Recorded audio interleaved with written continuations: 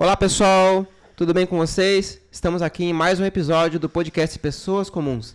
E hoje nós temos uma convidada bastante especial, uma colega minha aí de 10 anos, mais ou menos, acho que é 10. E ela falou hoje que eu tenho boa memória, então vamos lá, 2015, 10 anos. Ela é fundadora de uma empresa aí disruptiva, uma startup.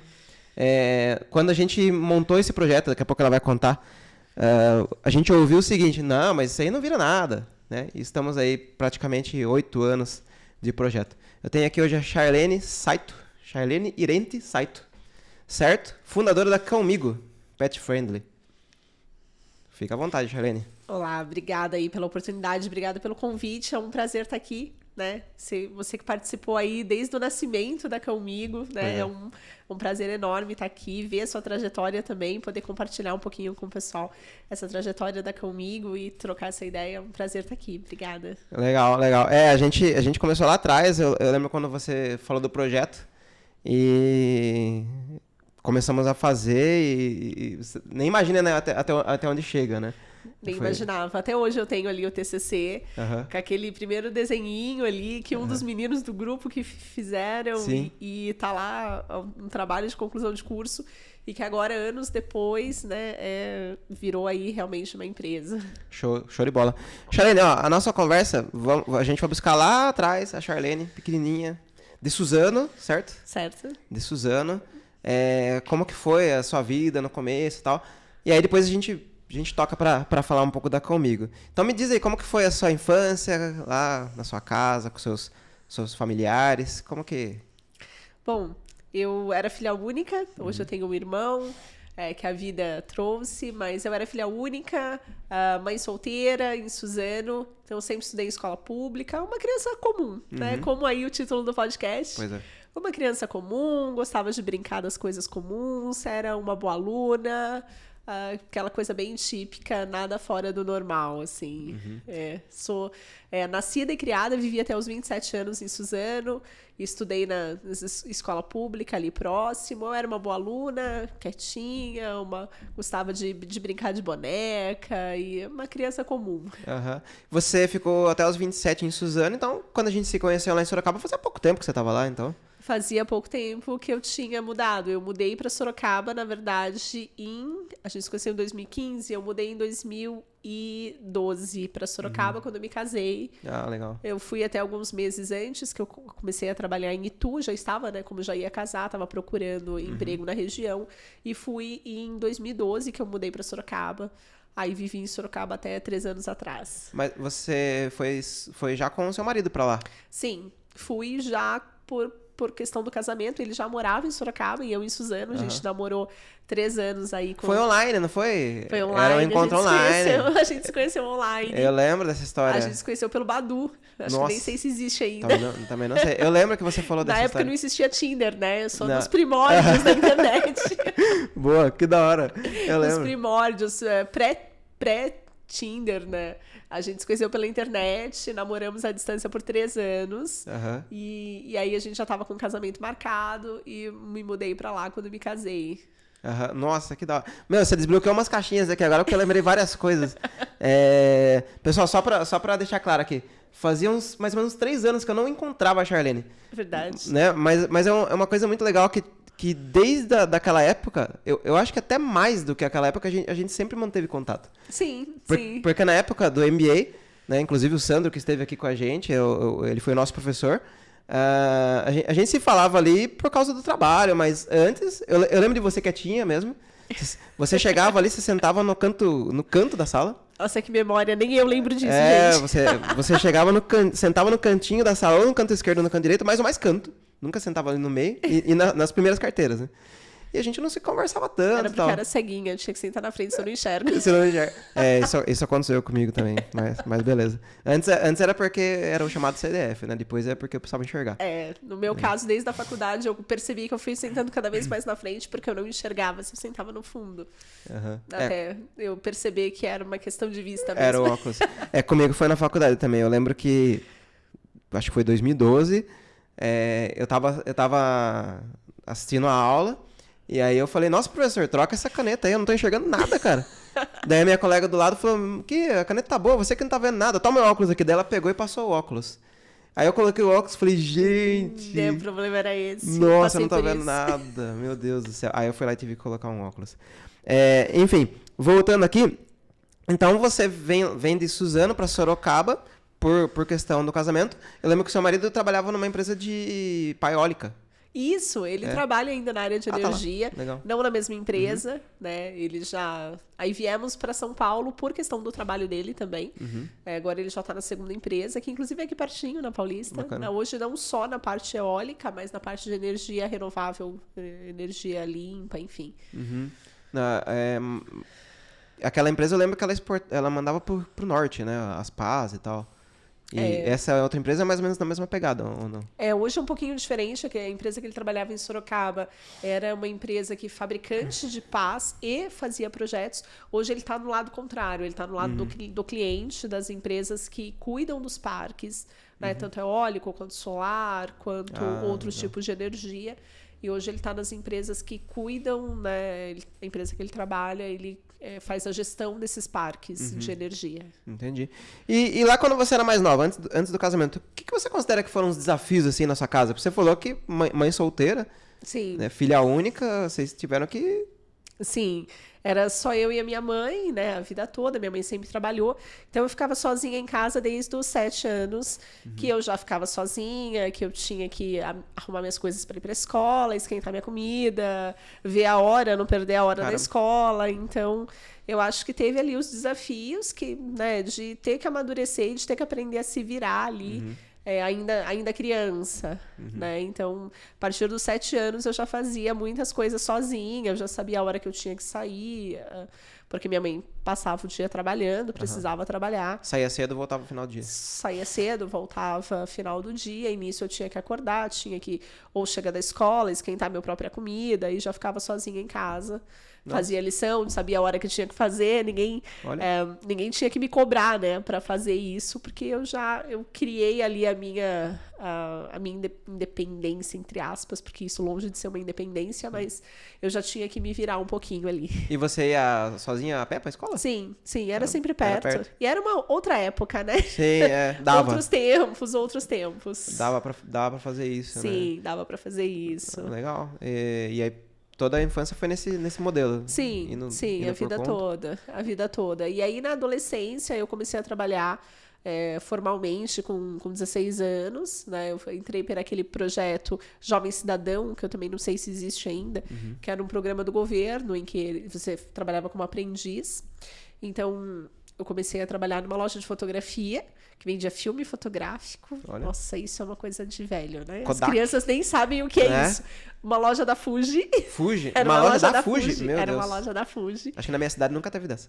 Então, isso mostra demais a idade. É que a minha cidade é pequena, por isso que não tinha, não porque isso mostra demais a idade, mas eu, na época, eu era aquela menina que recebia o filme fotográfico, sabe?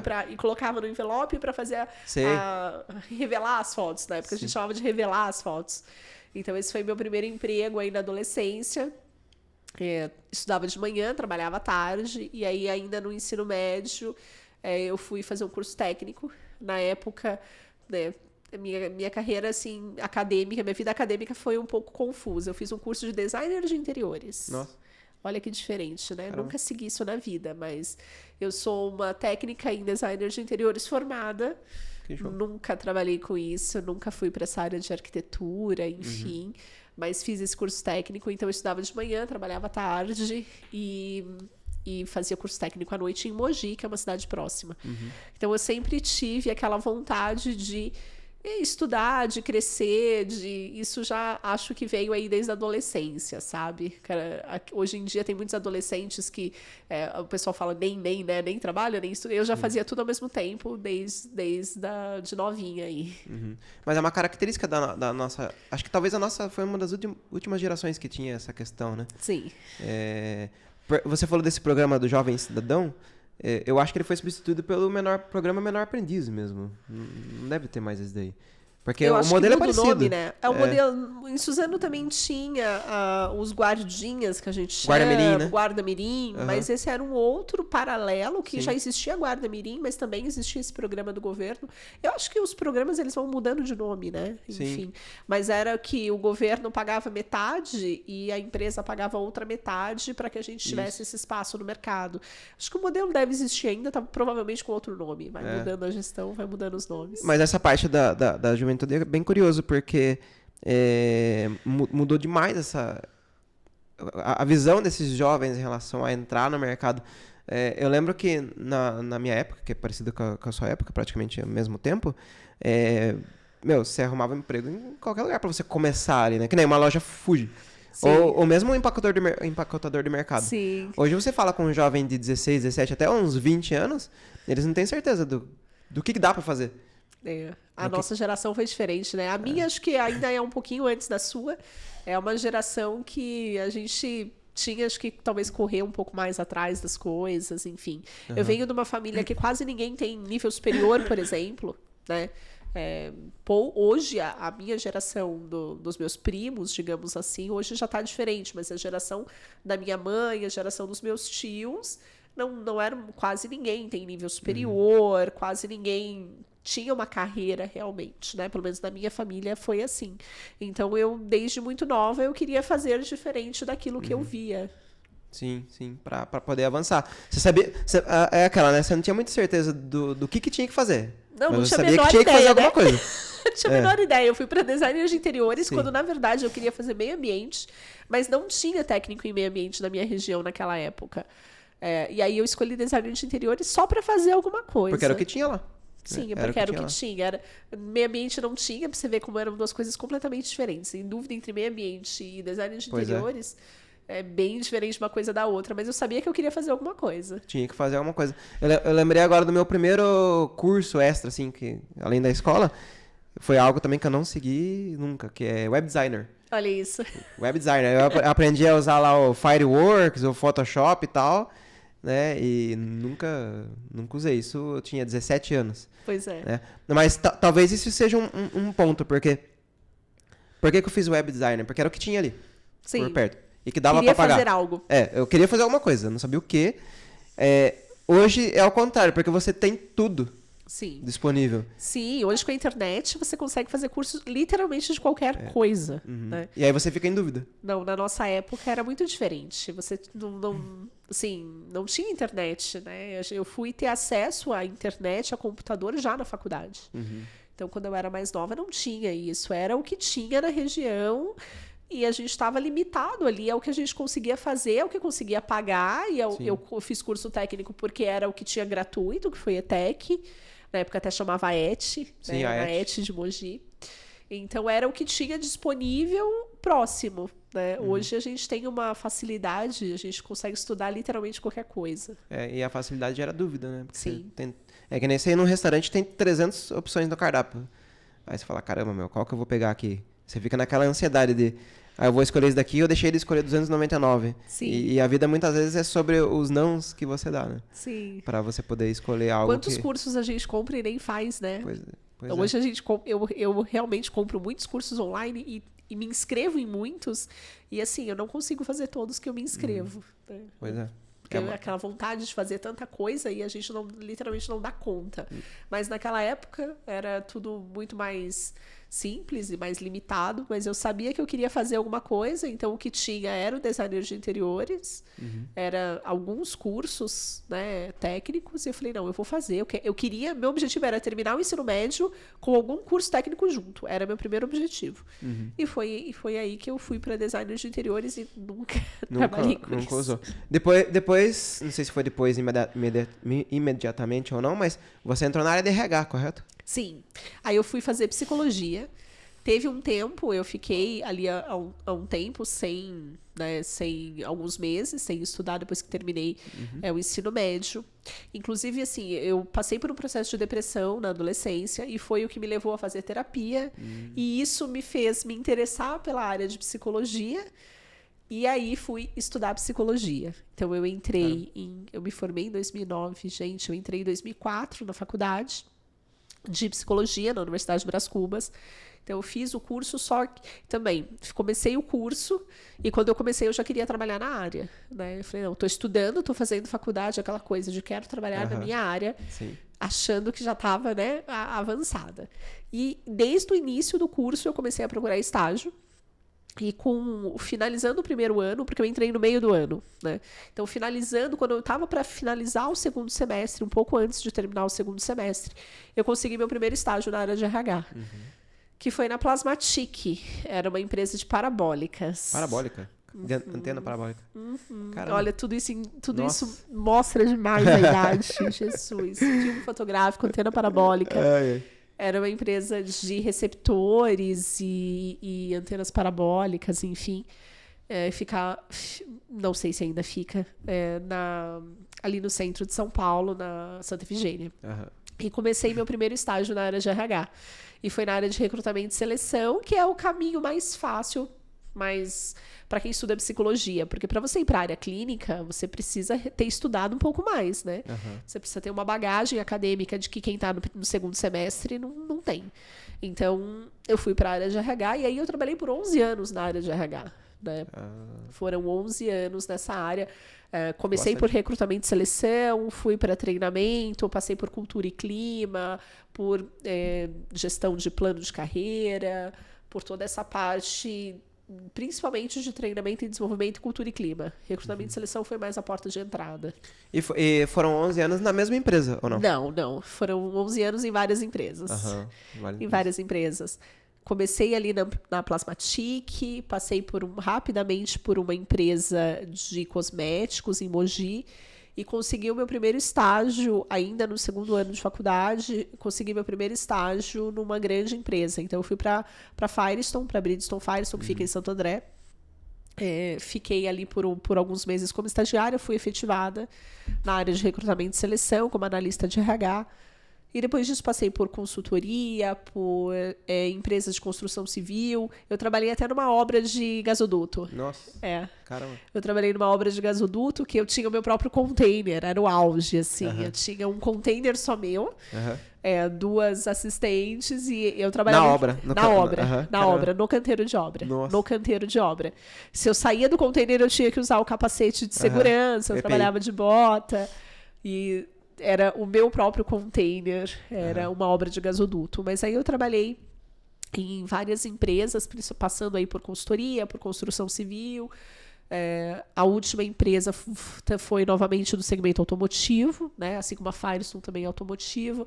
Passei para a empresa de bebidas, bens de consumo, sempre nessa área de RH. Entendi. Foram 11 anos entre várias empresas. Eu me recordo que na época do MBA, até antes da gente iniciar o pré-projeto, você estava bastante insatisfeito, você meio que já estava aqui, né?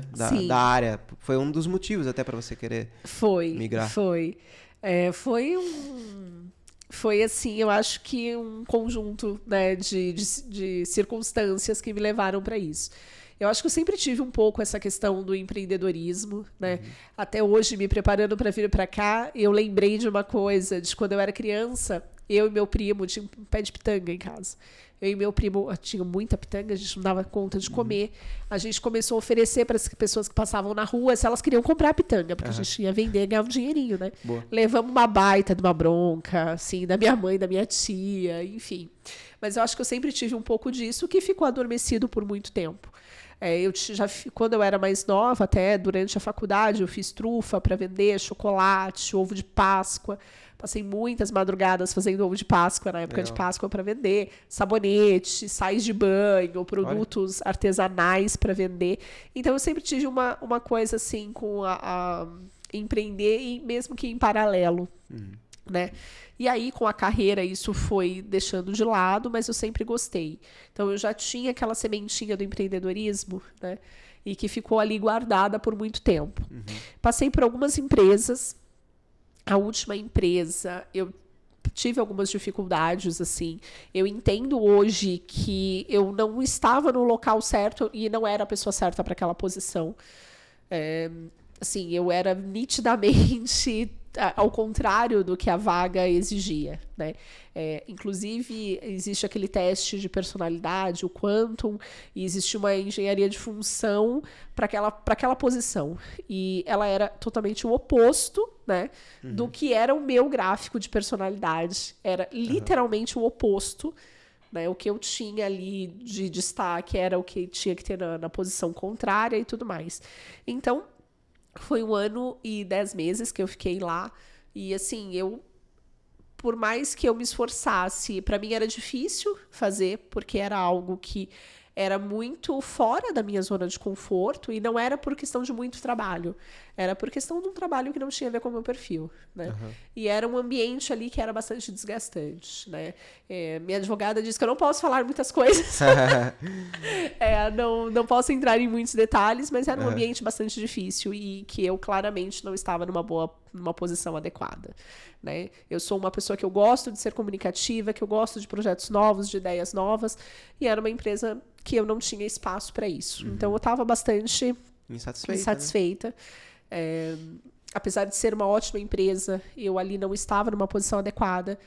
E ali juntou tudo, né? Minha vontade de querer fazer algo diferente, um pouco daquela crise dos 30 e poucos anos, onde a gente... algumas pessoas passam, né, por essa crise do que eu vou fazer da minha vida, o que eu estou fazendo. Eu queria fazer algo com um pouco mais de propósito, que tivesse um pouco mais a ver com paixão realmente, com fazer algo. E aí que a Cindy entrou na minha vida em 2012, e ela mudou literalmente a minha vida a partir dali, né? Eu sempre tive animais, sempre gostei, mas a partir dali foi um olhar completamente diferente. E aí foi aquilo de eu vou juntar uma paixão, né? E com o tempo que eu precisava para cuidar dela, porque assim sempre demandou muito cuidado, né? Ela teve problemas de saúde do primeiro ao último dia de vida. Ela veio para você bebezinha? Ela era filhotinha? Mais ou menos 5 meses. Eu cheguei do trabalho, eu trabalhava em Itu nessa época. Foi 15 dias antes do meu casamento. Eu cheguei, eu tinha um outro compromisso. Meu marido também, na época meu noivo, tinha um outro compromisso. A gente esqueceu os compromissos que tinha. A gente voltou para casa, chegamos juntos. Coincidentemente, cada um com um carro. E ela estava na sarjeta, jogada ali na calçada, na frente da casa da minha sogra. Eu desci do carro, eu lembro até hoje da cena. Eu desci com um crachá da empresa no pescoço, descalça, porque tinha feito uma bolha no meu pé. Catei ela no colo, falei pro meu marido, guarda o carro e vamos pro hospital. Catamos ela, chegamos no hospital. A indicação é eutanásia, não tenho o que fazer. Nossa. Enfim, e de lá pra cá, ela mudou completamente a minha vida, né? Ela viveu comigo quase 11 anos. Hoje ela tá no céu, continua sendo a minha anjinha. Mas ela mudou tudo pra mim. A forma até do que valorizar, até do que era realmente importante. Mudou muitas coisas, né? E uma das coisas era... eu precisava cuidar dela. Ela tinha convulsões, ela tinha crises horríveis, ela precisava de medicação a cada 12 horas, em algumas épocas da vida foi a cada 8 horas, e eu não podia deixá-la sozinha. Até por isso comecei a viajar com ela, porque era ou eu levava ela ou eu não ia. E eu sempre gostei muito de trilha, de viajar, de estar no mato, eu sou muito em contato com a natureza, eu gosto demais disso. E eu tinha que fazer, né, isso com ela ou não fazer, porque eu não tinha com quem deixá-la. E ela começou a entrar na minha vida. No começo, com a doença dela, eu queria colocar ela dentro de uma bolha, né? Não queria que nada acontecesse. Tentei fazer isso. Não deu certo, ela não melhorava. E aí eu prometi para ela que eu ia fazer tudo que eu pudesse para ela ter a melhor vida possível enquanto ela estivesse comigo. E foi isso que eu fiz por quase 11 anos. E eu mudei a minha vida para adequar para isso, né? E ela foi, assim, a motivação e foi o que me deu força. Então, como eu falei, eu já estava insatisfeita, eu já tinha aquela vontade de fazer algo com mais propósito, e ela foi ali o empurrão que faltava para algo que eu já tinha esse desejo. Só não sabia o quê. E ela me mostrou o caminho de algo que eu já deveria fazer. Caramba, mudou totalmente ali a perspectiva, né? Isso em 2012. Aí, quando você entrou no MBA, você já estava com a ideia ou não? Ainda não. Eu já viajava um pouco com ela, eu já levava ela para fazer algumas coisas ali em 2015. A Cindy teve um problema muito sério de saúde em 2014. Ela ficou internada por mais de 10 dias. Foi algo bem entre 2014 e ela foi ter alta só em 2015. Nossa. E aí, quando eu entrei no MBA, eu ainda estava trabalhando e eu queria fazer algo, não sabia o quê. Me passou várias ideias pela cabeça, inclusive o nome Cãomigo, ele veio durante uma reunião, que eu não tenho a menor ideia de qual era o assunto, pra você ver como eu não estava prestando atenção. Numa reunião do trabalho, eu lembro de estar com um caderno e fingindo que estava anotando coisas da reunião, enfim, e ali me surgiu esse nome. Porque eu queria fazer algo na área pet, né? E aí me surgiu esse nome e eu anotei esse nome num caderno no trabalho ainda, Cãomigo. Então, porque eu já estava pensando no que fazer. Quando a gente teve que fazer aquele TCC, que era um plano de negócios, eu já tinha o nome. Eu não tinha ali os itens, né? Tanto que nós fizemos isso juntos.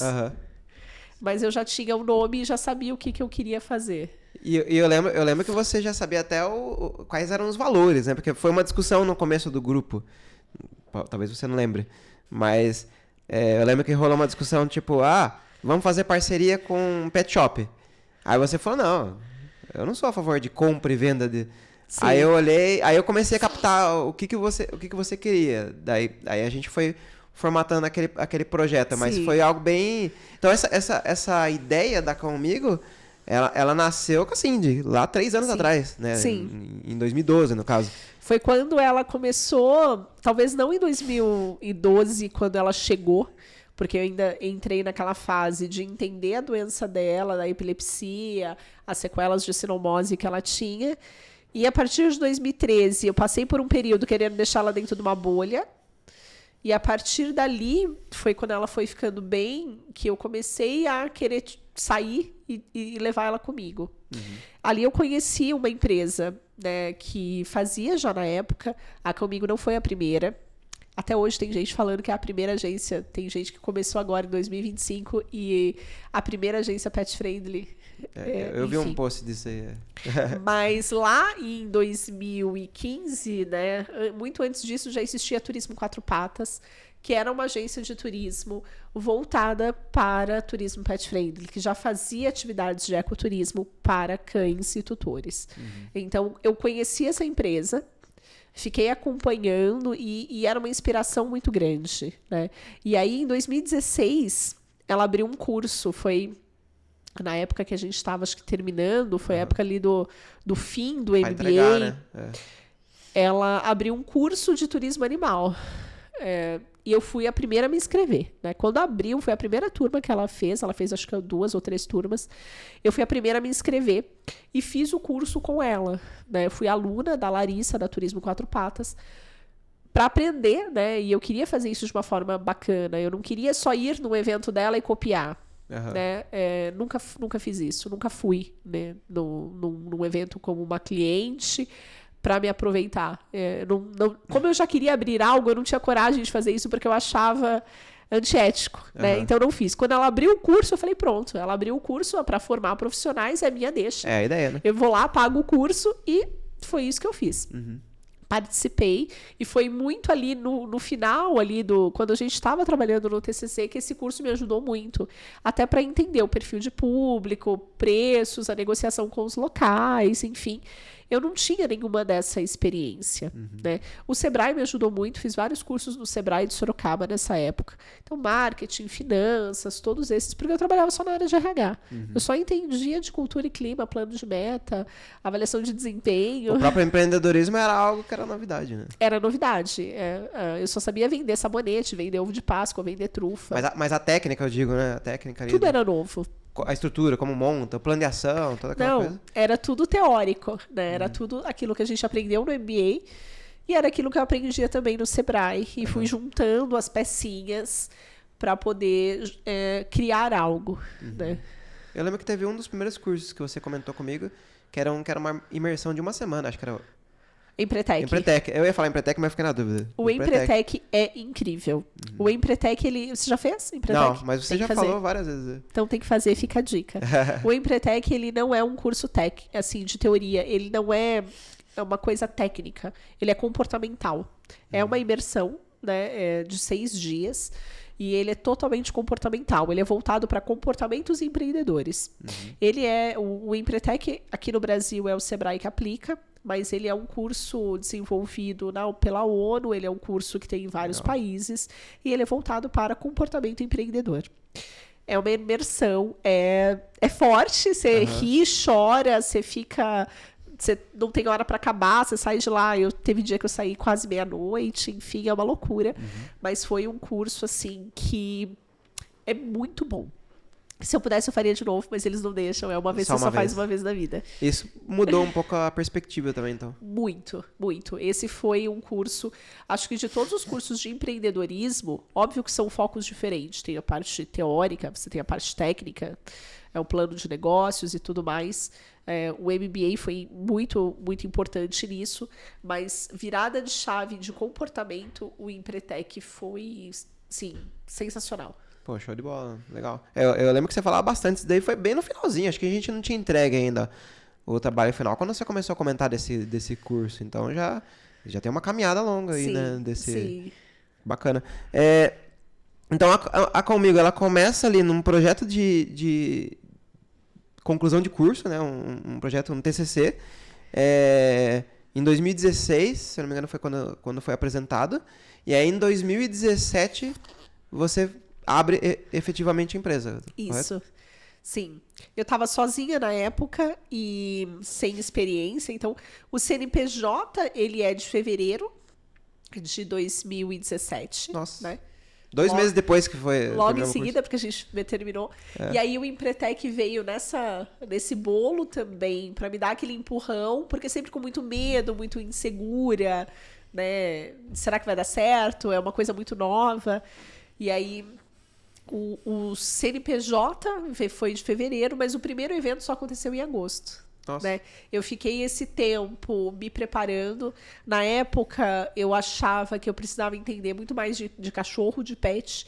Então, fiz vários cursos na área de comportamento, na área de adestramento. Não que eu quisesse ser adestradora, mas eu queria entender, né? Eu nunca atuei como adestradora, mas fiz vários cursos, várias formações nessa época. E comecei o Instagram para buscar clientes. E fui atrás de parceiros, então eu precisava de lugar, eu precisava de guia de turismo, eu precisava de monitor, porque você não faz um evento sozinho, né? Na verdade, ninguém faz nada sozinho. Sim. E no turismo, muito menos. Né? No turismo, muito menos. Então, eu tive esses meses de preparação e parte do site também. Tinha um programador fazendo o site da Comigo nessa época. Então, até que o site ficasse pronto, eu fui atrás dos parceiros, visitei locais. E foi esses meses de preparação. E o primeiro evento aconteceu em agosto de 2017, na cidade de Cabreúva. Então, legal. A gente teve ali um evento com 11 clientes, né? Desses 11, tinha ali os 3 que eram amigos, estavam ali para dar uma força, mas clientes realmente, clientes pagantes. Então, isso já foi trabalho desses meses de preparação. Esse pessoal aí, você chegou a reencontrar outras vezes, ou não? Sim, alguns. Eu tenho cliente dessa época que ainda está com a gente. Poxa, que legal. Tenho cliente dessa época que ainda está com a gente. A Juliana, por exemplo, foi no segundo evento da Comigo. No segundo, lá ainda em 2017. 2017. E ela ainda está conosco. Que da hora, que legal. Você falou do evento em Cabreúva. Mas sempre quando eu penso na Comigo, eu penso em evento, eu penso em Serra do Japi. Eu não sei, acho que talvez foi um dos principais que vocês fizeram, não sei. É um dos locais que a gente ainda faz bastante. Toda vez eu penso na Serra do Japi ali em Jundiaí. A gente faz bastante. E Cabreúva é Serra do Japi também, Serra né? do Japi. Serra do Japi, ela pega ali Cabreúva, Jundiaí. É uma região que a gente atua bastante. É uma região próxima de São Paulo, próxima de Sorocaba. A gente tem um parceiro muito bacana, né, que é o Ricardo da Tour Jundiaí, que é um parceiro já de anos que trabalha conosco.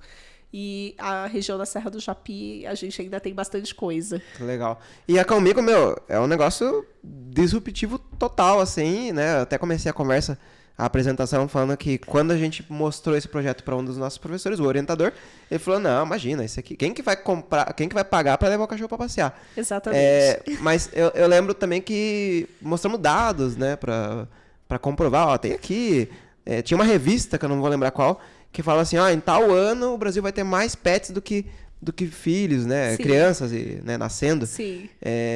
Como que foi essa nadar contra a maré ali nessa época? Sim.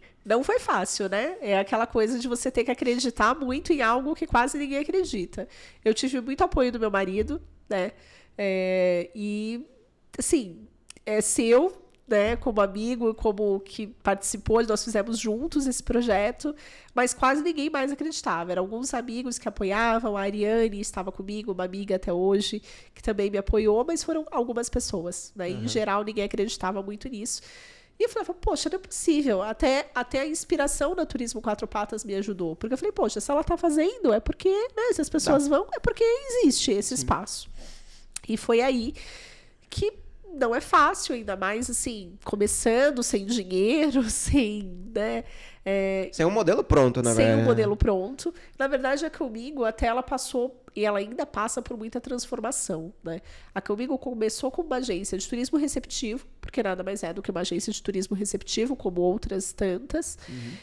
E ela se transformou ao longo do caminho, né? Hoje, a Comigo é uma startup, e é muito engraçado nesse universo de startup, porque quase ninguém vira uma startup. Normalmente nascem startup e depois viram uma empresa.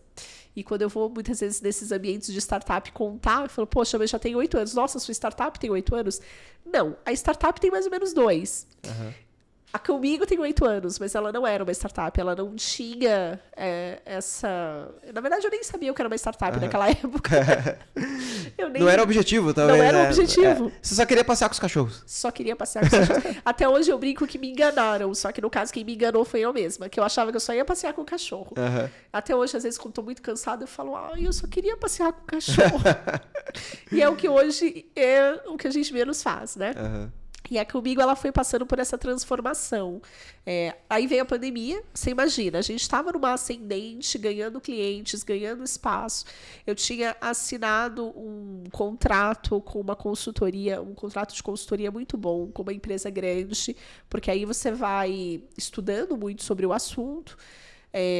A gente foi me tornando referência no turismo pet. Além de clientes pessoa física, a gente fui começando a trabalhar com pessoa jurídica também na área de consultoria para hotéis e tudo mais. Então, estava ali numa ascendente de clientes, os eventos lotando, tinha assinado um contrato com um cliente muito bom no Nordeste, de um resort maravilhoso, para fazer a consultoria deles. Veio a pandemia. Quebrou tudo. E para tudo. E nessa época, e agora o que vou fazer da vida, né? Comecei a escrever um blog nessa época, até para ocupar um pouco, porque a área de turismo a gente simplesmente não podia fazer nada. Ela ainda existiu, né? Não tinha o que fazer. E ali comecei a ver, poxa, eu preciso de um modelo de negócio que dê para crescer, né? Em 2023, a gente tivemos a entrada da Maria Paula como sócia, né? A Comigo, ela fez o rebrand, mudou a marca. Tivemos a entrada da Maria Paula como sócia, inclusive com o propósito de ampliar. Eu ninguém faz nada sozinho, ninguém monta uma empresa sozinho. E ali, a Comigo começou a se estruturar. A gente já trabalhava com os multiplicadores, que na época não tinha esse nome, mas já trabalhava com guias de turismo desde o começo da Comigo, porque eu não sou guia de turismo. Agora até estou fazendo curso de guia. Legal. Mas é algo só por curiosidade para aprender. Mas na época eu sempre trabalhei com os guias. Então, por exemplo, o Ricardo, da Tour Jundiaí, a Dani, da Radix, são parceiros que eu já tenho desde 2017, 2018. E a gente já ajudava e auxiliava, fazia esse trabalho em conjunto. Em 2023, a gente criou um treinamento e criamos efetivamente um programa de multiplicadores, que é um programa para a gente treinar guias de turismo para poder fazer o que a gente faz aqui em outros locais. Então, foi ali o piloto, foi em 2023, a gente ainda estava na dúvida se era o melhor modelo. Em 2023, a gente ficou em segundo lugar no Prêmio Nacional do Turismo com esse projeto. Show. Que a gente não esperava, né? Algo assim, sabe quando você faz a inscrição por fazer, manda os dados, fala, imagina, eles pedem aqui um monte de coisa, vou mandar. Sim. E foi uma coisa muito legal, que deu muito gás na gente, falou, a gente está no caminho certo. 2024, passamos estruturando melhor esse programa, buscando novos parceiros. gravando novos conteúdos, porque a gente tem toda uma formação para guias de turismo. Essa formação é a única formação para guias de turismo do Brasil, em turismo pet friendly. Porque hoje, se você pesquisar, a internet tem 1000 coisas, como a gente falou lá no começo. Sim. Mas se você estudar sobre turismo pet friendly, tem pouquíssimo material, quase ninguém, e tudo que você vai ter ou é de turismo ou é do mercado pet. Então a gente precisou estudar os dois universos e fazer essa junção. E mesmo dependendo do lugar que fala lá, é um local pet friendly. E muitas vezes é falácia, né? Não é. A gente brinca que é pet fakely. Boa. Tem muito pet fake. Eu lembro que, eu não sei quando que foi, mas eu fiquei sabendo de um trabalho que você fez, acho que na cidade de Rosana, uma cidade no interior, que você deixou a cidade 100% pet friendly na parte de recepção. Não teve um projeto assim? Não, acho que não. Não foi isso daí? Não, acho que não. Fiquei pensando aqui. Eu participei como subcontratada num projeto de socorro. Socorro.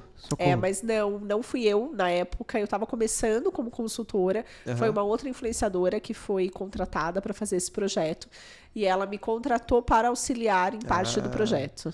Ah, entendi. Porque no fim das contas, a cidade, ela pode se dizer... Ou não? Na verdade, a cidade foi um projeto feito pela cidade para fazer os locais, né? Para treinar esses locais. Não fui eu que fiz esse treinamento. Eu participei da parte, uma parte pequena, né? Fui contratada para fazer uma parte pequena nos relatórios e nas visitas técnicas. E foi feito pela cidade, mas cada estabelecimento individualmente que tem o seu selo. Socorro ainda é referência, né? Mas hoje eu já não tenho nenhum vínculo com eles. Mas é uma das cidades, porque a cidade se coloca nesse patamar, usa isso como marketing também. Sim. E sim, tem muitos locais muito bem preparados, tem uma estrutura muito boa, muitos locais pet friendly e usa isso como marketing. Mas, por exemplo, Extrema, Brotas é uma cidade incrível. Né? São Pedro. Hoje você tem muitas cidades que têm igualmente uma oferta de serviços pet friendly, né? E que só acabam não colocando isso como marketing. Entendi. Mas isso vem avançando, coisa recente, né? Não é? Sim, muito recente. Até isso que você comentou, que a gente usou lá no TCC, que o Brasil tem mais cachorros do que crianças. Eu lembro da capa da revista Veja. A Veja. Que tinha um bebê na capa. Eu usei essa capa em muitas apresentações, até muito recentemente. Era um bebê e 2 cachorros na capa da revista, dizendo eles venceram. O Brasil tem mais cachorros do que crianças. Essa revista é de 2015, porque o levantamento do IBGE de 2015 já trouxe esse dado, que o Brasil já tinha mais cachorros do que crianças. E não era nenhuma projeção, era a realidade. Já. Então, desde 2015, que oficialmente nós temos mais cachorros nas famílias do que crianças de até 14 anos. Caramba. Então, e a gente tá falando de cães, não tá falando de todos os animais, é somente cães, e somente daqueles que são domiciliados, que vivem em famílias, né? Eu não tô nem falando de animais abandonados, animais de abrigo, enfim. Sim. Caramba, E falando um pouco da parte de prêmios e resultados, você tem participado de algumas coisas aí em relação a feiras, correto? Teve o prêmio também que vocês receberam do Ministério do Turismo? Esse que eu comentei foi em 2023, que a gente ficou em segundo lugar. Legal. E as feiras, como tem sido essa experiência aí para vocês? É muito legal a gente ter esse espaço para falar de turismo pet friendly dentro de espaços de turismo. É muito até curioso, porque no mesmo ano a gente participou muito próximo do Salão do Turismo. A gente ganhou esse prêmio, foi no Salão do Turismo em 2023, 2024 que foi em Brasília, 2024 a gente participou do Salão do Turismo como expositores na área de turismo responsável no Rio de Janeiro, e ali muito próximo teve a Pet Salt, que é um grande evento do segmento pet. E dentro da Pet Salt, nós éramos a única, como expositoras, a convite do Sebrae, nós éramos a única empresa de turismo, porque a Comigo, ela não é uma empresa pet, do segmento pet, ela é uma empresa de turismo que atende o nicho pet. A gente era a única empresa de turismo. Quando foi pro Salão do Turismo, nós éramos a única empresa pet. Nossa. Então, a gente ficou muito claro que a gente é um elo entre dois mercados, e de dois grandes mercados. Porque o mercado pet é um dos maiores mercados pet do mundo, é um mercado que movimenta muito aqui no Brasil, é um mercado com potencial muito grande, assim como o turismo, que incontestavelmente é um segmento muito importante da economia. E a Comigo, ela tá ali no meio. Até tenho uma imagem que são 2 círculos e a gente tá na intersecção. Tá lá, legal. E nós participamos do Salão do Turismo 2024 como expositores da área de turismo responsável. Esse ano, a gente participou novamente do Salão do Turismo com stand na área de turismo responsável, com stand próprio na área do feirão de turismo, que era uma área voltada à comercialização de serviços. Novamente, a única empresa voltada para o setor pet. E também com uma palestra no Núcleo do Conhecimento, que era a parte de conteúdo, né, do evento do Salão do Turismo. Semana passada a gente estava na Festures, né, que foi um prazer enorme, a convite da Discover SP, que são as missões da Discover, que é da Invest São Paulo, né, com a Secretaria Municipal de Turismo. Então, são 10 empresas convidadas que estavam ali no estande da cidade de São Paulo, representando o turismo diverso que a cidade de São Paulo tem. E a gente estava lá representando ali o turismo pet friendly. Então, a gente tem participado desses eventos porque é uma forma de mostrar que o turismo pet friendly faz parte do turismo. É uma forma da gente conversar com as pessoas. Então, conversamos com muitas empresas, conversamos com muitos secretários de turismo, muitas equipes de secretaria, mostrando que, olha, o turismo pet friendly está aí, ele é forte, tem demanda para isso.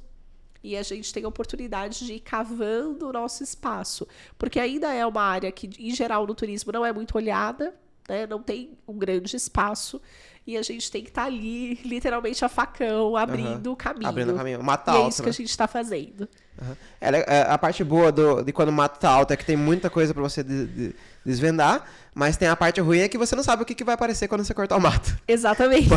Pode aparecer qualquer coisa, né? A gente está muito nesse caminho de abrir espaços onde o turismo pet friendly nunca foi presente. Nenhum desses eventos, a WTM, esse ano nós também estávamos como expositores em 2 estandes, tanto da cidade de São Paulo quanto no do Sebrae.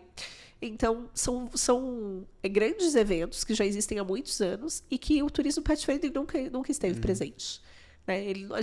O turismo pet friendly nunca tinha tido esse espaço, até a Comigo chegar e ocupar esses espaços. Ainda é um espaço pequeno, sim, né? Mas tá lá já. Mas tá lá. E a gente está dando esses passinhos para conseguir ir representando toda uma classe de turismo pet friendly, representando os tutores, né, que querem viajar com seus pets e realmente abrindo novos caminhos. Pô, é referência, hein? Já tá referência aí na área. E assim, conta pra mim, como que foi a parte os principais desafios, assim, a hora que você falou, não vai, isso aqui não vai pra frente, vou desistir, chega... Muitas vezes, sim.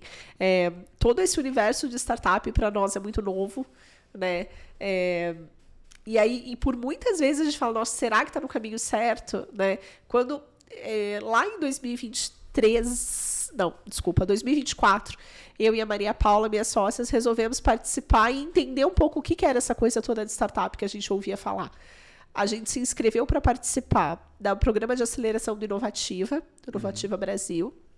E, ao mesmo tempo, eu me inscrevi num curso de fundraising da AB Startups.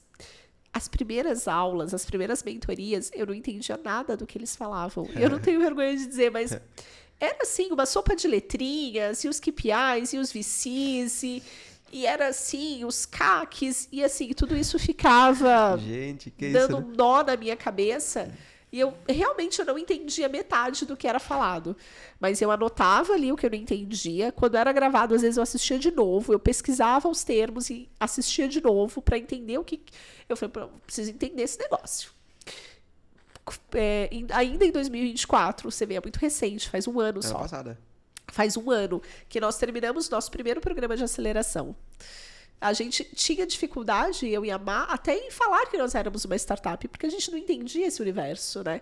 E a nossa empresa não era uma empresa de base tecnológica. Então, a gente tinha dificuldade até de ser aceito naqueles espaços.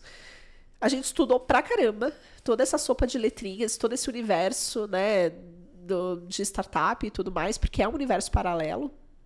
A gente foi mergulhando nisso, então foi bem difícil. Teve horas que a gente falou, nossa, não vai dar certo isso. E a gente insistiu, concluímos a primeira etapa da aceleração. Aí tem uma seleção para você ir para a segunda etapa. Eu falei, poxa, será que a gente vai conseguir ir para a segunda etapa? A gente foi para a segunda etapa.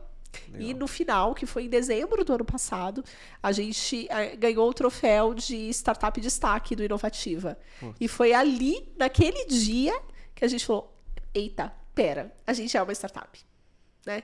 E aí a gente foi convidado para expor no Case do ano passado, que é um grande evento, aí é o principal evento de startups, que é realizado pela Bay Startups. A gente foi convidada para expor no Case, na mesma semana que teve o final do Inovativa, e onde a gente ganhou esse prêmio de Startup Destaque da nossa categoria. Porque eles separam por categorias, então lazer, enfim, o nosso tem era de lazer. Empresas, né? São mais de 100 segmentos. Startups. E aí eles dividem por segmentos e tem o destaque de cada segmento. Então foi nessa mesma semana que nós ganhamos esse prêmio, a gente expôs como startup convidada no Case. Aí que caiu a ficha, foi assim, aquele momento de cair a ficha e falar, eita, pera, a gente é uma startup. De lá pra cá, a gente falou, poxa, então vamos ser, mas já que a gente é uma startup, a gente tem que ser. E aí nós entramos na pré-incubação do Porto Digital, que aí a gente fala, será? Ah, mas tá aqui, será? Não sei. Ah, vamos escrever, vai. Foi assim. Algumas coisas que a gente não acredita. E aí a gente fez a inscrição para aceleração da FGV. Eu falei, poxa, eram só 15 startups. É um grupo muito seleto. A gente falou, não custa fazer, né? Isso é de graça. Vamos entrar, né? E aí, a hora que a gente começou realmente a participar, e foi um processo de crescimento pessoal até muito grande, porque foi um momento em que a gente era uma agência de turismo que fazia passeio para pet, e começamos a treinar guias de turismo para fazer isso. Era isso que a gente sabia fazer. Eu e a Maria Paula. Quando a gente começou a entrar nesse mundo de startup, a gente começou a entender, ter que fazer indicadores, ter que pensar, e o Tansanson, e tamanho de mercado, e a gente falou, eita, o que é isso? Foi bastante desafiador, né? Muitas mentorias, às vezes 2, 3 na mesma semana, o que é incrível, te abre a cabeça muito, mas tem hora que dá um nó também, porque muita informação, né? Muita coisa ao mesmo tempo. Então, foi esses últimos 12 meses, desde a aceleração do Inovativa até um pouco mais, desde que a gente entrou nessa primeira aceleração e depois em todas essas acelerações que nós passamos, foi extremamente desafiador, porque era tudo muito novo, depois a gente vai começando a entender. Passamos pela pré-incubação e pela incubação do Porto Digital, pela aceleração do Inovativa, e hoje a gente está incubado pelo Parque Tecnológico do Supera, que é de Ribeirão, que é um parque da USP, que a gente está tendo um acompanhamento incrível aí, de uma equipe incrível, onde a gente está estruturando realmente os próximos passos, porque aí hoje a gente está no momento de transição. O que nós somos e o que nós temos a oferecer para o cliente e aonde a gente quer chegar. Aí a gente tivemos recente a entrada do Henrique como nosso CTO, porque era uma dificuldade nossa, era a tecnologia. O nosso site ainda é um site Wix, falei lá no começo que tinha um programador que fez o site, chegou uma hora que eu me irritei, lá anos atrás, porque eu não conseguia mexer sozinha no site, tudo eu precisava pedir pro programador. Aí eu simplesmente me irritei e falei, eu vou mudar e vou fazer um site sozinha. E fiz um site sozinha anos atrás e ele é o mesmo até hoje. Claro que vai mudando a carinha, a gente foi colocando novos aplicativos, o site está lá. Vende, funciona, a gente tem... hoje a gente tem o que a gente já oferece para o cliente e a gente tem onde a gente quer chegar. E onde a gente quer chegar, a gente precisava de alguém de tecnologia. Então, até foram as meninas da FGV que nos ajudaram. Era uma dos... Desculpa. Um dos desafios da aceleração era ter alguém de tecnologia. As meninas nos ajudaram. O Henrique foi uma indicação até da Isa, né? Agradeço super pela indicação. E hoje nós somos em 3 sócios. E a gente tem um momento ainda de transição do que a gente faz, do que a gente... que é os eventos, os roteiros próprios, como a gente já fazia desde 2017. Os treinamentos também, né? Os treinamentos para os guias de turismo e esse modelo de trabalho com guia de turismo, porque aí a gente não é nós que estamos operando, quem opera são esses profissionais que nós treinamos. Aí você pode estar em qualquer lugar do Brasil, né? Até do mundo, dependendo. Exato. Hoje a gente tem parceiro em Minas Gerais, em Santa Catarina, em Olinda, próximo a Recife, que atende aquela região, algumas regiões do estado de São Paulo, Paraná. Enfim, hoje a gente está crescendo para outros estados através desses parceiros, desses multiplicadores que têm um contrato conosco.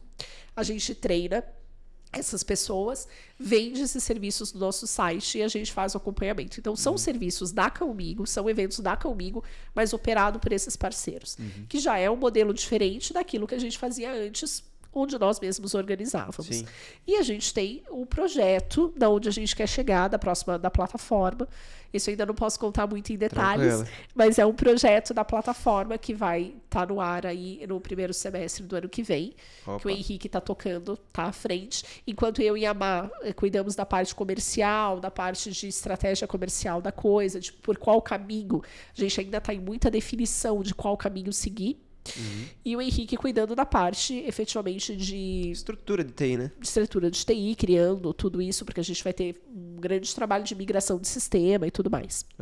Então, é bastante desafiador, porque a gente está no meio do turbilhão. A gente tem que fazer o que a gente fazia, são três, você percebe que são três coisas? Sim, 3 cenários. E a gente, tem hora que a gente brinca que são 3 empresas diferentes, e a gente tem que dar conta de todas elas, né?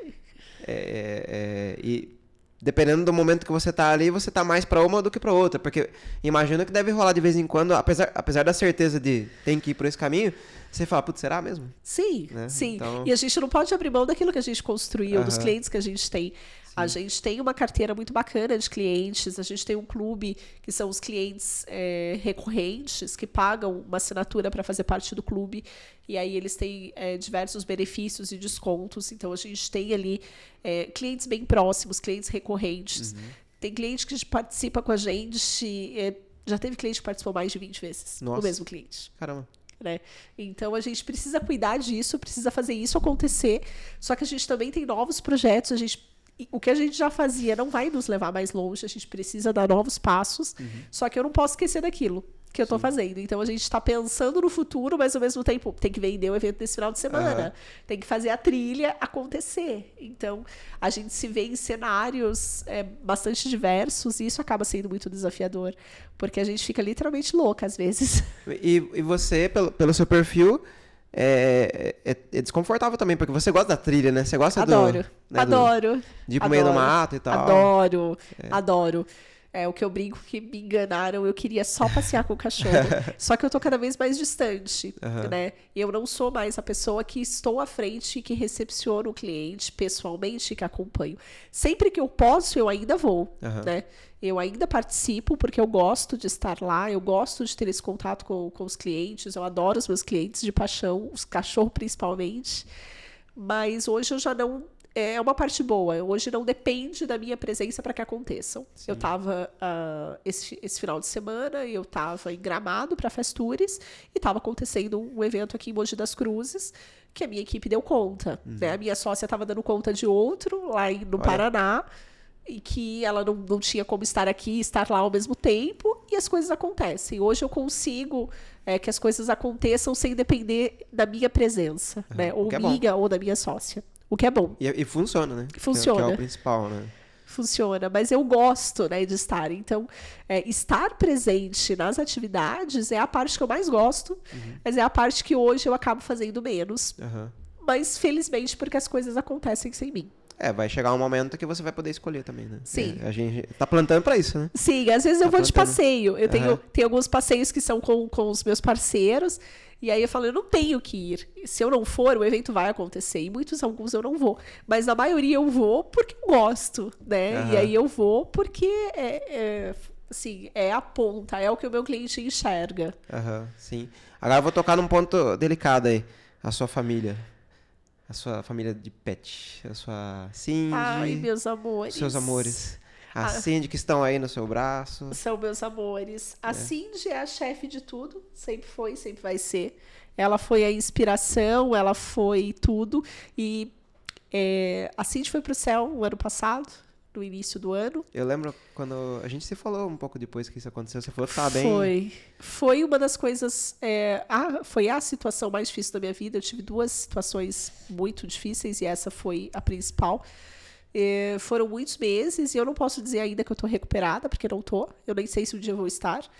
E quem me dá força são eles, né? O Bob é o guia da trilha.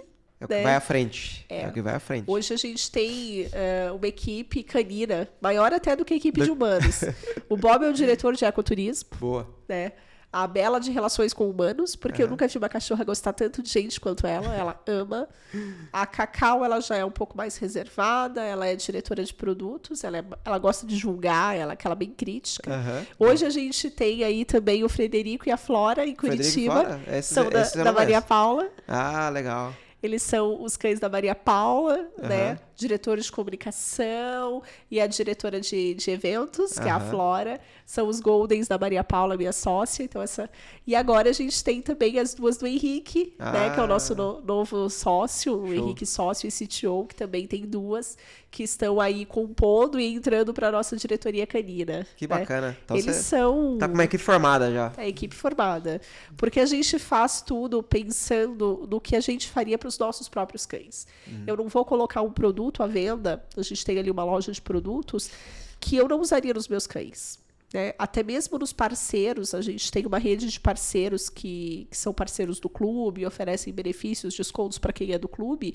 A gente não está preocupado com a quantidade, a gente está preocupado com a qualidade. Eu não indico para o meu cliente algo que o meu cachorro não usa, algo que eu não faria para eles. Então, os nossos cães, eles são tão importantes para comigo porque eles literalmente validam aquilo. Sim. Né? São o que eu faço por eles e o que eu acho que seria adequado é o que eu indico para o meu cliente. É um valor aí que eu diria que é um fundamento, na verdade. Sim. Porque tá desde o começo. O discurso é muito parecido. Quando a gente estava lá atrás, né, com o projeto, que era só um projeto. Sim. Então isso é bem importante, porque fundou ali, parou e a gente não muda. Sim, isso por muita nada, coisa muda, né? Todo o formato muda, o formato de monetização, o modelo de negócios mudou muito. Hoje o modelo de negócios é bem diferente daquele projeto, mas a motivação, mas os valores que nós temos como empresa e foi importante, né? Trazer pessoas com esses valores, né? A Maria Paula, a gente é extremamente alinhada nisso. Óbvio que nós temos as nossas diferenças, óbvio que a gente tem opiniões e visões diferentes sobre várias coisas, mas a questão de valores, isso é muito forte, né? A Maria Paula, inclusive, está estudando comportamento e bem-estar, ela tem um olhar muito forte, ela está fazendo uma pós nisso, ela tem uma visão muito forte de bem-estar animal, de relação humano-animal, então ela é uma pessoa que compartilha desses valores, e foi uma das coisas que a gente demorou tanto a trazer alguém de tecnologia, porque falou, poxa, eu preciso de um cara bom de TI, ponto. Só que eu não quero só um cara bom de TI que não tem a ver comigo, né? E foi ali que a gente até demorou para conseguir encontrar alguém que, mais do que bom em TI, mais do que um programador, fosse uma pessoa que compartilhasse disso com a gente, né? E a gente está bem contente aí, porque chegamos ali em uma pessoa que tem um perfil muito bacana, não só técnico, como de alinhamento de valores. Comportamento e tal. Você sabe que eu não tenho doguinhos em casa, né? Mas eu Deveria. Quem sabe meus filhos daqui a pouco vão começar a pedir e tal. Com certeza, vai ser ótimo pra eles. Eu sou o cara que tem gato, eu gosto de gato, né? Eu sempre tive gato a vida inteira, mas eu valorizo muito essa questão de você ter o animal ali no seu dia a dia.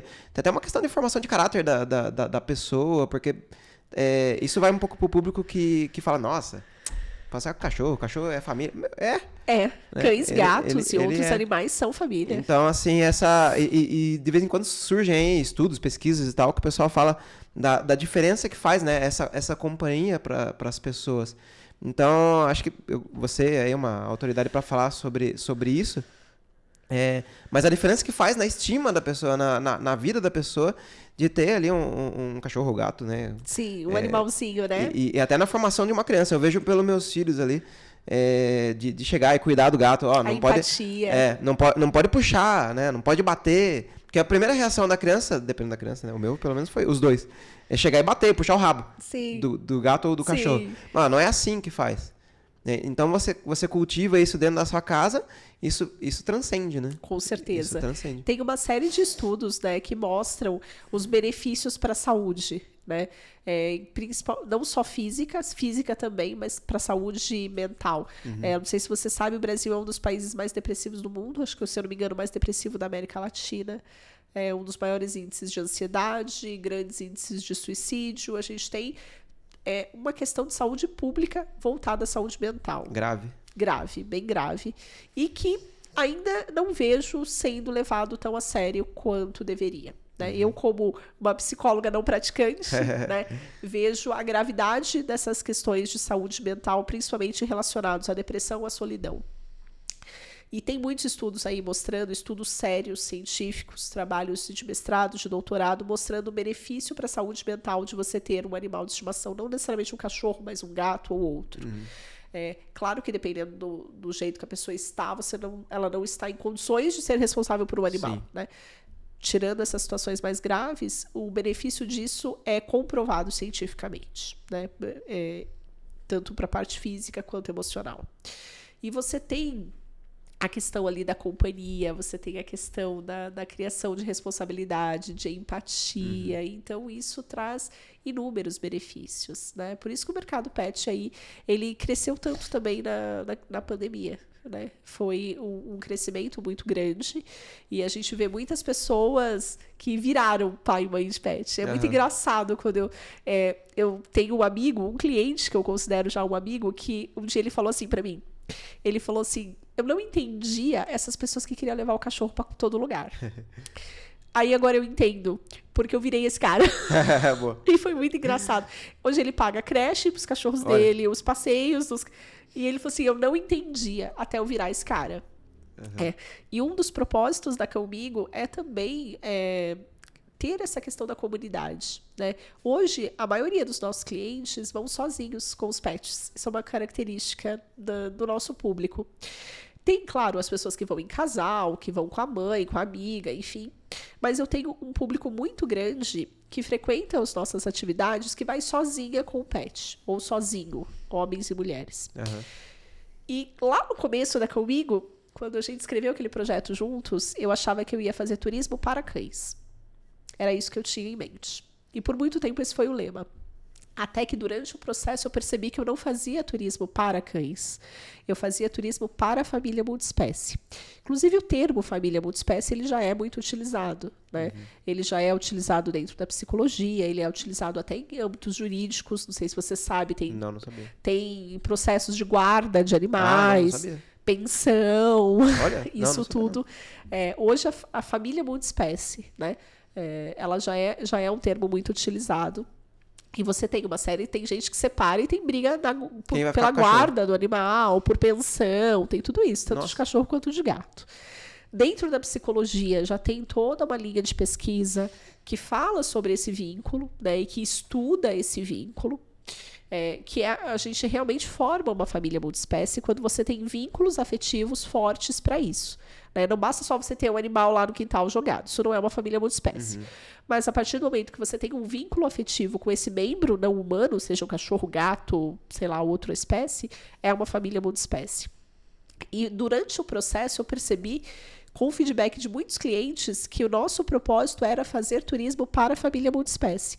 Porque foram inúmeros relatos de gente que estava passando por uma depressão, que passou, sei lá, por um divórcio, ou que ficou viúva, ou que tinha dificuldade para se relacionar, porque nem todo mundo entende o amor que você tem pelo seu pet. Entendi. Isso você não é em qualquer círculo que você pode falar, ai, meus filhos, não, eu não vou porque meu filho tá com dor de barriga.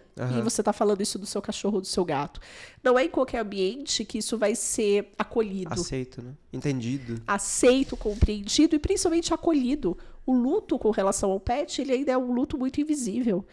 Então, com o tempo, com os feedbacks dos clientes e com o tempo em que fomos atuando, fomos percebendo o benefício que a gente tem não só para os pets. Para o pet Ele nada, corre, tem contato com a natureza, é a natureza Outros dele. cachorros e tal.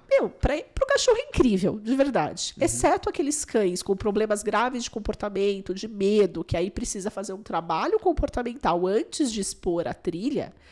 Para quase todos, exceto, né, não posso dizer que é bom para todo mundo, porque nada é bom para todo mundo. Sim. Tem ali aquela parcela que precisa ser trabalhada, a parte comportamental antes. Mas para quase todos os cães, para todos os outros, é incrível. Só que para a pessoa isso é muito legal. Para as pessoas, às vezes, é um momento em que ela pode ser ela mesma, que ela pode falar... Você vê um homem sério, de quase 2 metros de altura, falando pro cachorro, vamos mimir com o pai? Pra gente é normal, sabe? As pessoas sentadas na hora do almoço falando do formato do cocô. Não é em qualquer lugar que você pode fazer isso. Mas nos nossos eventos é assim, é normal. Você tá ali falando do formato do cocô, você chamando o cachorro de filho, levando pra mimir, falando de que suplemento você usa na comida do seu cachorro. As coisas do dia a dia e tal. Isso é muito legal porque a gente cria uma comunidade de pessoas que já têm isso em comum. E as pessoas se conectam, elas têm momentos de lazer. Várias pessoas falaram pra mim, eu nunca tinha feito uma trilha. Eu só comecei a fazer por causa do meu cachorro. Então, inclusive, o benefício físico de fazer a pessoa sair do sofá, ir lá, andar no mato, pisar na terra, respirar ar puro, conversar com outras pessoas. Fazer amizades. Né? Fazer amizades. Então, ter esse momento em que você sai de uma tela, né? Você só pega o celular ali para tirar foto e filmar o cachorro correndo, mas você sai da tela e vai ter uma experiência diferente, que isso faz um bem danado, né? Comprovado também o quanto o contato com a natureza faz bem para as pessoas. Faz um bem danado para as pessoas. Então a gente mudou, inclusive, o nosso discurso de que a gente faz turismo para cachorro. A gente faz turismo para família multiespécie. Que da hora. Minha mãe, ela vive numa família multiespécie, só que precisava combinar com meu pai lá, né? Porque para ele não é ela que cuida. Aí quando ela vai viajar, ela fala assim, passa lá em casa lá, porque ela tem uma gatinha que na verdade é minha. E tá na casa dela, vai fazer 7 anos. Já é dela, viu? Já virou dela. E aí quando ela vai viajar, ela fala assim, você passa aqui, é Narizinho o nome dela. Passa aqui pra dar comida pra Narizinho. Aí eu não só vou lá e dou a comida, eu vou lá e tiro foto, mando vídeo, gravo o áudio dela ronronando, que tipo, pra mostrar pra ela, tá bem. Sim. Porque ela não vai conseguir ficar tranquila lá. Não, a gente sabendo não que a gata tá ali solta e tal. E ela fica toda preocupada, pergunta. Então eu entendo isso, porque eu faria o mesmo, entendeu? Sim. Então, tanto que quando a gente deixou ela com a minha mãe, foi quando a gente ficou um ano fora. Você deve lembrar? Sim, eu lembro. Foi aí que a minha gata foi pra casa da minha mãe. E a gente ficou praticamente o ano todo fora. Quando voltamos pra cá, eu olhei, cara, ela tava tão adaptada. Super adaptada. Foi, eu não vou mexer nela aqui, tirar daqui pra levar ela pra um apartamento. Que na Sim. época a gente foi morar num apartamento. Hoje a gente mora numa casa, mas... E aí eu falei, não, cara, ela tá vivendo bem a vida dela aqui, eu tô sempre aqui e tal. E sua mãe ia sofrer muito também com Não. se tirasse. Não, ela não ia deixar. Não, nem ia funcionar. A gata dorme dentro do guarda-roupa. Enfim, então esse contato, essa relação pra ela é algo fora do normal. Só eu falei, tem que combinar isso com meu pai, porque meu pai já não é muito fã, não. Cachorro é fora e tal. Enfim. Mas, bom, bem legal. Agora, quase aqui no final, senão a gente vai ficar o dia inteiro aqui, né? Assunto tem. Pois é. Quem foram seus mentores? Você tem alguém que você fala, não só com relação a comigo, mas na sua vida, tem alguém que você fala assim, nossa, essa pessoa aqui, eu me inspiro nela, é uma mentora pra mim? Sim. Olha, várias pessoas. Eu tive um chefe na Firestone e ele foi meu chefe em 2 empresas, foi o Rogério. Ele me ajudou, eu nem imaginava em ser empreendedora, mas ele foi uma pessoa muito importante em me ajudar a melhorar como profissional, sabe? Eu lembro que eu chegava super afobada, eu estava acabando de ser efetivada de estagiária para efetiva, então assim, aquela coisa de achar que você vai mudar uma empresa enorme sozinha. E cada vez que eu chegava para falar alguma coisa que estava acontecendo, ele falava assim para mim que esse é o problema. E qual a solução? E às vezes eu não tinha, né? Daí eu ficava olhando assim, não sei. Mas se for me trazer um problema, já me traga uma solução. Eu lembro até hoje dele falar isso. Me traga pelo menos uma proposta de solução. Ou me traga 3 opções de solução. Não me traga só o problema. Tipo, eu tava no meio da faculdade, sabe? Eu não tinha a menor ideia. Mas eu acho que ele não queria que eu levasse a solução. Ele queria que eu pensasse na solução.